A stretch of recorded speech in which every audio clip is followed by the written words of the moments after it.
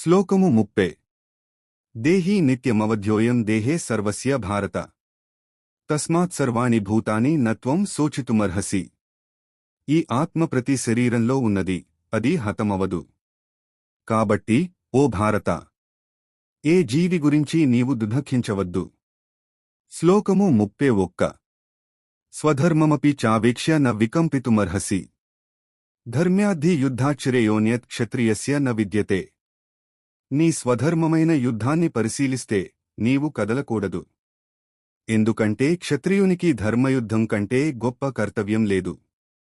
శ్లోకము 32 యదృచ్ఛయా చోపపన్నం స్వర్గద్వారం పావృతం. సుఖినః క్షత్రియాః పార్థ లభంతే యుద్ధమీదృశం. అటువంటి యుద్ధం స్వయంగా కలిగినప్పుడు అది స్వర్గానికి తలుపులు తెరిచినట్టే. ఇలాంటి అవకాశాన్ని పొందిన క్షత్రియుడు ధన్యుడు. శ్లోకము 33 అథ చేత్వమిమం ధర్మ్యం సంగ్రామం న కరిష్యసి. తతః స్వధర్మం కీర్తిం చ హిత్వా పాపమవాప్స్యసి.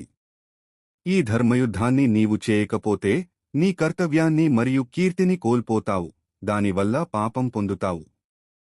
శ్లోకము 34 అకీర్తిం చాపి భూతాని కథయిష్యంతి తే వ్యయాం. సంభావితస్య చాకీర్తిర్మరణాదతిరిచ్యతే. నీ గురించి ప్రజలు అవమానంగా మాట్లాడుతారు. గౌరవనీయుడైన వానికి అవమానం మరణం కంటే ఘోరమైనది.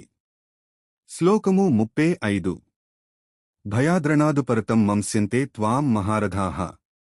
యేషాం చత్వం బహుమతో భూత్వా యాస్యసి లాఘవం. యుద్ధరంగం నుండి భయంతో తప్పుకున్నావని మహారథులు అనుకుంటారు.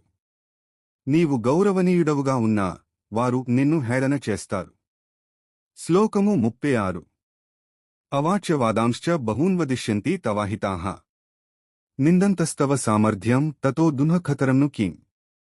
నీ శత్రువులు నీ సామర్థ్యాన్ని హేళన చేస్తూ నీ గురించి అవమానకరమైన మాటలు మాట్లాడతారు, దానికంటే బాధాకరమైనది ఇంకేదీ లేదు. శ్లోకము 37 హతో వా ప్రాప్స్యసి స్వర్గం జిత్వా వా భోక్ష్యసే మహీం. తస్మాదుత్తిష్ట కౌంతేయ యుద్ధాయ కృతనిశ్చయః. యుద్ధంలో చనిపోతే స్వర్గం పొందుతావు, గెలిస్తే రాజ్యం పొందుతావు. కాబట్టి లేచి యుద్ధానికి సిద్ధపడు. శ్లోకము 38 సుఖదుఃఖే సమే కృత్వా లాభాలాభో జయాజయో. తతో యుద్ధాయ యుజ్యస్వ నైవం పాపమవాప్స్యసి. సుఖదుఃఖాలు, లాభనష్టాలు, విజయం పరాజయాలు అన్నీ సమంగా చూడి. అప్పుడు యుద్ధం చేస్తే పాపం రాదు.